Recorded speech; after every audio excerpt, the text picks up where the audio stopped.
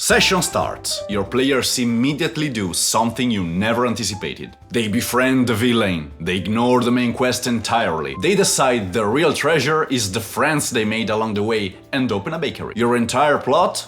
Gone. 3 hours of prep? Prep? What is prep? Wasted. And you're sitting there behind your screen going, what the f do I do now? Welcome to the eternal struggle of every dungeon master. Do you plant seeds and see what grows? Or do you build a structure and guide people through it? Ciao! Welcome to Cantrip! My name is Simo. My name is Diego. And today we are talking about one of the oldest debates in D&D, railroading versus sandbox. Or as George R.R. Martin puts it, when talking about writers, are you a gardener or an architect? Architects design everything in advance. Plot, structures, character arcs, the whole building. They know where every beam goes before they start writing. Gardeners instead plant seeds, water them, and see what grows. They discover the story as they write it. And this applies perfectly to D&D. Some DMs are architects. They design campaigns with clear plots, structured story beats, defined objectives. Other DMs are gardeners. They create a world, plant seeds,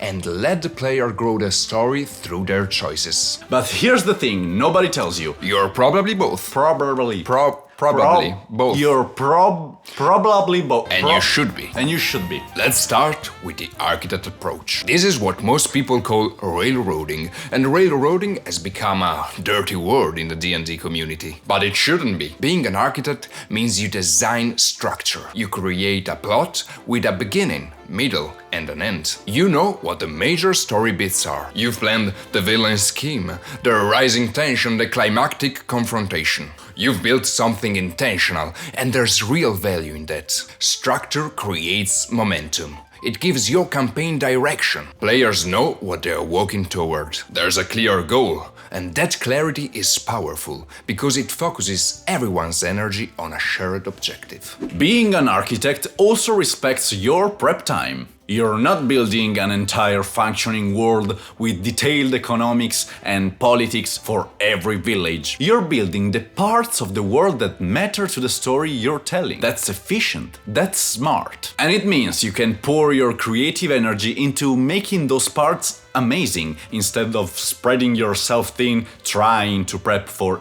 infinite possibilities. But here's where architects get into trouble. When they forget D&D is collaborative. If you're designing a building and someone tries to knock down a wall, you can't just say, no, that wall is load-bearing for the plot. Well, you can, but that's bad DMing. That's when players feel like their choices don't matter, like they're just passengers on a ride you're controlling. The trick is being an architect who builds flexibility into the structure. You know the story bits, but you don't dictate how players reach them. You've planned a dragon, but you haven't decided the one correct way to solve every puzzle. That's good architecture. You've built something solid, but there's room for improvisation within the structure. Now let's talk about the gardener approach, which is what people usually mean when they say sandbox. Being a gardener means you create a world and you let the players loose in it. You don't have a predetermined plot. You plant seeds and see which one the players water. Maybe there's a war brewing. Maybe there's a dragon in the mountains. You've created all these possibilities and the players decide which one becomes the story. When this works,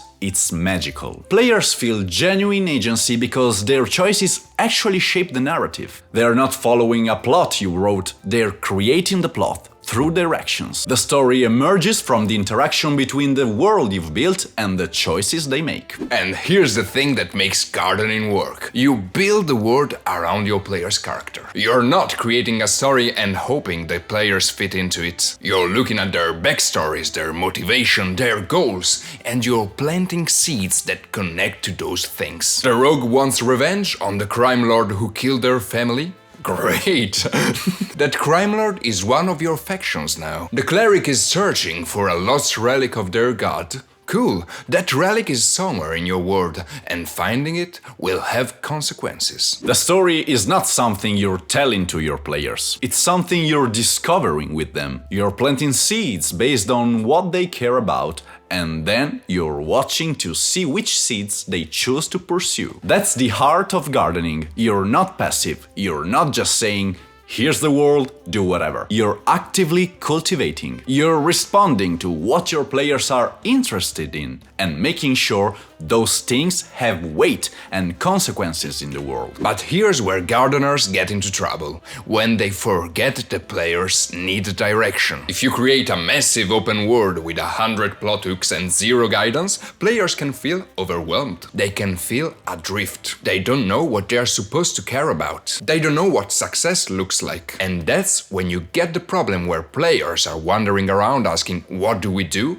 And nobody has the answer. The trick is being a gardener who plants clear seeds. You create a world, yes, but you also give players hooks that connect to their characters. You make sure they always have something to pursue, something that feels personal and urgent. That's good gardening. You've created fertile ground, but you're also making sure the players know which seeds are worth their attention. So, which approach is better? Neither? Both? It depends. The truth is, the best campaigns mix architecture and gardening. You need both. You need architecture because structure gives your campaign momentum and coherence. You need to know what the worst conflicts are, what the stakes are, what happens if the players do nothing. That's not railroading, that's world building. That's making sure the world feels alive and reactive. You need gardening because D&D is collaborative storytelling. Your players aren't audience members, they are co-authors. And if you've built a rigid structure that doesn't bend when they make unexpected choices, you're not running a campaign, you're writing a novel and forcing them to act it out. So here's how you mix them. You architect the world